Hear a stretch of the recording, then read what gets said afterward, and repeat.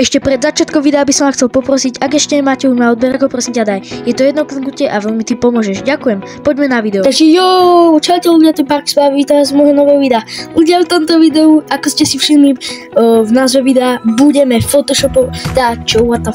budeme meniť hlavy na fyziominiatúrach za napríklad inú. Ako vidíte, že na každej miniatúre sa tvári úplne že inak. Takže my urobíme teraz že krok a my tu potrebujeme iba tú miniatúru. Ja tam nechcem mať to 8.05 akože čas, chápete?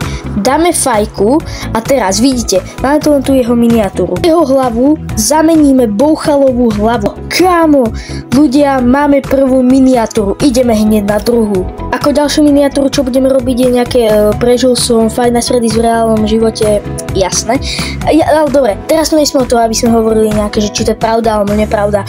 Proste jeho hlavu teraz zameníme za nejakú babyborn bábiku. Hneď vám ukážem, akú fotku myslím, len ešte predtým musíme urobiť toto, crop a teraz tam dáme takto a bum.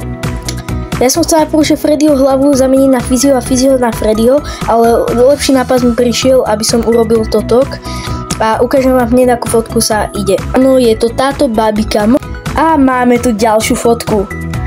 Ľudia, ešte som chcel povedať, že práve toto je posledná fotka.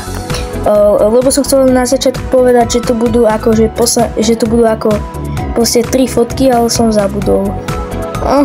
Počkaj, vidíte už starýho, určite ho všetci poznáte. A jeho fotku dáme tohto tu červeného až prečerveného Fyziho. Ježišikry, ale to tam sedí.